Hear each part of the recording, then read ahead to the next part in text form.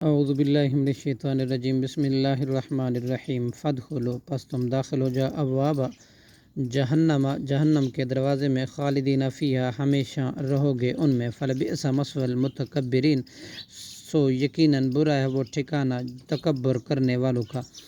وقیل الذین اور جب کہا جاتا ہے ان لوگوں سے اتقوا جو تقوی اختیار کرتے ہیں جو پرہیزگار ہیں، ماذا کیا چیز ہے جو انزل نازل کی ربکم تمہارے رب نے، قالوا تو وہ کہتے ہیں خیرن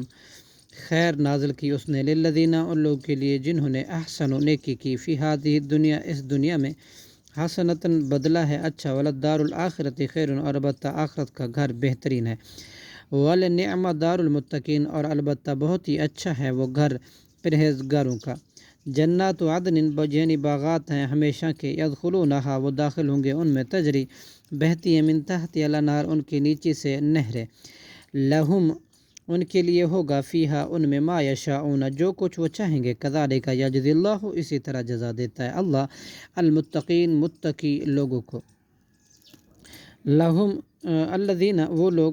تتوفاہ الملائکۃ قبض کرتے ہیں ان کی روحیں فرشتے، طیبین اس حال میں کہ وہ پاک ہوتے ہیں کفر اور شرک سے، یقولون وہ فرشتے کہتے ہیں سلام علیکم سلام ہو تم پر، ادخلو تم داخل ہو جاؤ جنت میں، بما کنتم بوجہ ان کے جو تھے تم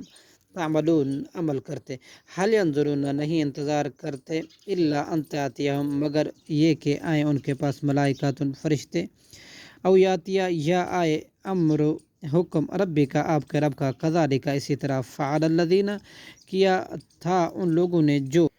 من قبلہم ان سے پہلے تھے، وما ظلمہم اللہ اور نہیں ظلم کیا تھا ان پر اللہ نے، ولیکن اور لیکن کانوا تھے وہ خود ہی انفسہم اپنے نفسوں پر یظلمون ظلم کرتے، فاصابہم چنانچہ پہنچی ان کو سیئات برائیاں، ما عملوا جن کے انہوں نے ارتکاب کیا، وحاق اور گھیر لیا بہم ان کو،